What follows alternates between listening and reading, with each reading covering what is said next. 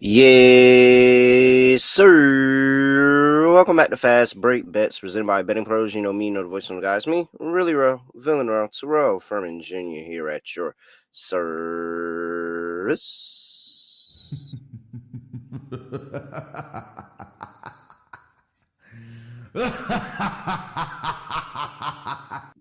All right, not good. 1-2 in the bets placed yesterday, but I feel better going into now. What is this? We're about to be a week after the All-Star break soon. And so I'm looking forward. No, we are a week. Yeah, this is a week after the All-Star break. Yeah, this is a week after the All-Star break. So now we're gonna start getting once we start getting about 5 games in after the All-Star break, we really get a good idea for who these teams are going towards the end of the season, and we can start treating them accordingly. But looking forward to turning things around and making things a lot more consistent because it feels like we have a up day, a down day, up day, down day, up day, down day, up day, down day. Like I would like to get consistent with the wins here. So that is coming on the horizon. I can promise you that. Couple losses here. We had some injury report issues with the Clippers. I did think Kawhi was going to play the second leg of the back to back, seeing how he didn't play the first leg, but Kawhi a little bit more beat up than the I would like. So Kawhi didn't play. Norman Powell ended up not playing. The total doesn't get there. Westbrook was fine. Like he was perfectly fine. He was a couple of finished with 8 RA, needed 10. It felt like it was right there. Of course, with a few more minutes, we would have got there. But I didn't really hate how he played the style of game and the look. It just didn't get there. And then LaMelo Ball was easy. Like that actually the fact that they only scored 88 points and I didn't sweat LaMelo Ball getting over his 11.5 RA at all in that game is actually hilarious. But yeah, the Hornets are in the deep depths right now of struggling and trying to figure out how to score the basketball, and they don't really have a lot of things going for them at all. Not a lot of good things going on for the Charlotte Hornets. Shout out to Charlotte. Shout out to the Queen City. All right. So I have 2 bets that I want to give out here today.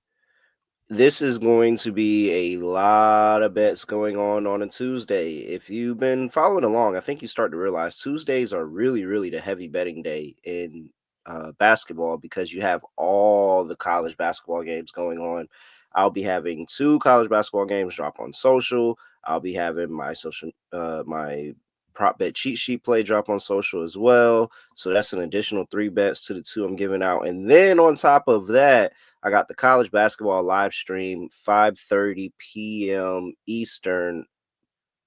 Yeah, 5:30 p.m. Eastern with Matt Peralt, host of the Daily Juice podcast, and we're going to go over some college basketball bets, and I'll give out another 2 college basketball bets there. So it's going to be a lot of action going on here today, and I'm looking for a good day. I'm feeling a really good day. I feel like towards the end of February, getting into March, this is where we really start to heat up. So really looking forward to it. We're going to get to all of that in a second, but first I have to remind you about the giveaway that was supposed to be a 1 week giveaway, then it turned into a 2 week giveaway, and now it's a 3 week giveaway because we have the Alonzo Mourning signed jersey that we are still giving away here. We have not pulled that raffle yet. We are going to be giving away. All you have to do to get into the raffle is subscribe to Betting Pros YouTube channel and then comment on any Fast Break Bets video, and that's it. And you automatically have an entry to win an Alonzo Mourning signed jersey. Now, if you're somebody like me and you never win raffles, and I think I told the story about winning my first raffle on this show, or was it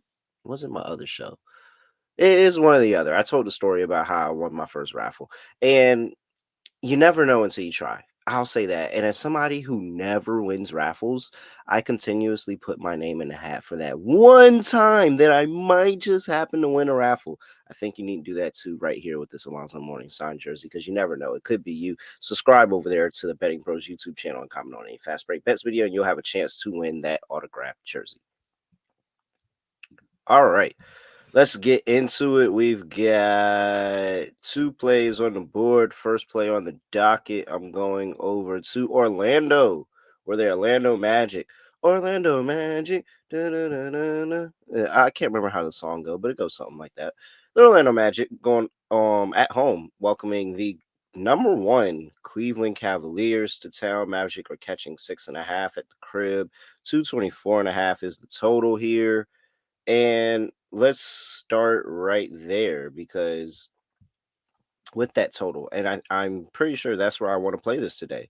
I think that both of these two teams are very, very, very, very, very locked in defensively on the defensive side of the ball. Absolutely locked in. If you look at the last 10 games, and this is with Jalen Suggs in and out of the lineup for the Orlando Magic here, they're second in opponents' points per game over the last 10 games, giving up 105.2 points per game. You got the Cleveland Cavaliers, number one in the league. They are giving up 110 points per game. That's seventh in the NBA. Very, very good defending the painted area, both of these two teams. They are both top 10 respectively in terms of opponents' paint field goal percentage allowed. Both of them really, really, really, really, really good in defending the mid range. And I think that, especially the Cleveland Cavaliers, and I mean, kind of talked about it with the Cavs, and that duo defensively of having Evan Mobley, who is now kind of ascended into the next level of him becoming an amazing basketball player, and really, really sick that he's not in the we talked about it preseason that he's not in the most improved player conversation, and it's a lot of Cade Cunningham because I think Evan Mobley's having a really, really great year. Jared Allen, rim protection, always been really, really good. Kenny Atkinson has this group playing amazing defensively. They bring in DeAndre Hunter, and the rich get richer. Like you take a team that was already one of the best defensive teams in the league, and you add DeAndre Hunter, who was an outstanding defensive player, and you could have been sixth man of the year for the Atlanta Hawks, and he comes over and he just adds another level where teams just struggle, man. They struggle. They can't score anything inside, and it makes it really, really tough every single basket you get. So I think the Orlando Magic are going to struggle here today. Add into the fact that Darius Garland is questionable with the hip injury. So maybe Darius Garland plays, doesn't play. But if he doesn't play, that makes me feel a lot better about this under, because the thing that the Orlando Magic are struggling with defensively is guarding the 3-point line. And sometimes teams have been able to shoot pretty high percentage from them from three, but they've been very, very good defending everything else, especially a lot of stuff very close by the rim. And so while I think that the rim protection is really, really good for the Cleveland Cavaliers, it's really good for the Orlando Magic as well. So I got a lot of rim protection in this game. Hopefully not streaky 3-point shooting from the Cleveland Cavaliers. But I think that if you look at the last 5 games, both of these two teams been really, really good to and under. In fact, the Orlando Magic under has hit in each of the last 5 games.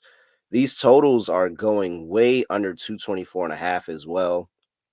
I mean, you go all the way back to September. September. Why did I say September? That's not even anywhere close to February. No reason I should have said September there. I don't know what that means. No reason I should have said September there.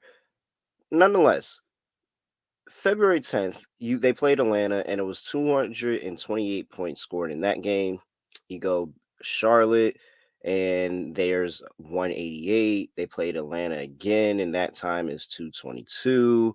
You play Memphis, and a really, really good Memphis team, man. Really, really good Memphis team, and you hold them to 104. That's 209 as the total there. I mean, they hold them to 105. That's 209 is the total there. You gave up 90 against the Wizards the other day. And the Cleveland Cavaliers, the under has been really good for them as well. And I think that their scoring has kind of happened more on their side of ball, where you look at what the other teams are doing: 107, Minnesota, 108 to Toronto, 97 to Brooklyn, 105 to the Knicks. And then Memphis was able to go in a desperation spot and get to 123, but they've been really, really good at holding their opponents under their team total. And so I like the under here. I think both teams defensively can get up for this spot. I think with this game being at home, the Orlando Magic are 10 and 19 to the total at home. So 19 and 10 to the under. Very, very good home defense there. They've been under in 8 of their last 10 games. I think this is a good spot where they say, hey, let's test ourselves against one of the best teams in the league. And so give me the under here, under 224.5 for the Cleveland Cavaliers and the Orlando Magic. I think this is a little bit closer to a playoff game.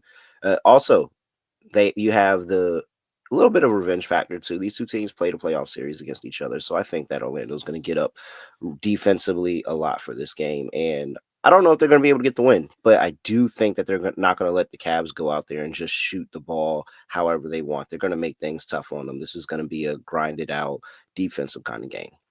All right, let's get to play number 2, prop bet cheat sheet, and we're going with De'Aaron Fox to go over 24.5 points in this game. Prop bet cheat sheet has him projected for 27.6, 64% cover probability, and a 5-star bet rating.